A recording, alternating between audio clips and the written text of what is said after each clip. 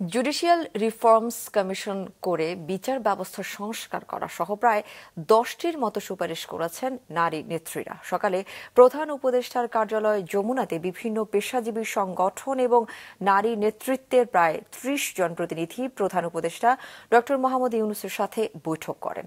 প্রায় 2 ঘণ্টার বৈঠক শেষে এ বিষয়ে সাংবাদিকদের ব্রিফ করেন নারী ও শিশু বিষয়ক উপদেষ্টা সৈয়দা রিজওয়ানা হাসান। তিনি জানান, বৈষম্য বিরোধী আন্দোলনে আহতদের সুচিকিৎসা করতে একটি ফাউন্ডেশন গঠন করার প্রস্তাবনা দেওয়া হয়।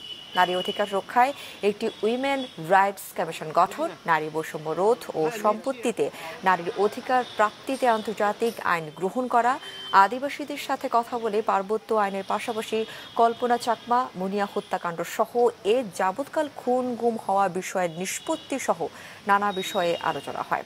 প্রধান উপদেষ্টা নারী নেতৃত্বের আশ্বস্ত করার পাশাপাশি অগ্রাধিকার ভিত্তিতে এসব বিষয়গুলোর তালিকা করার অনুরোধ করেন।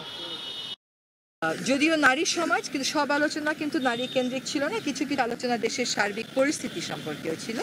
একটি কথা এসেছে যে আমরা আদালত ব্যবস্থার যে রিফর্ম বা বিচার ব্যবস্থার যে রিফর্মটা করছি সেটা জুডিশিয়াল রিফর্মস কমিশনের মাধ্যমে করা যায় কিনা, যাতে করে যে ভুলগুলোর বিরুদ্ধে আমাদের অবস্থান, যে সংস্কারের পক্ষে আমাদের অবস্থান, সেই সংস্কার করতে গিয়ে পুরনো ভুলগুলো যেন রিপিটেড না হয়।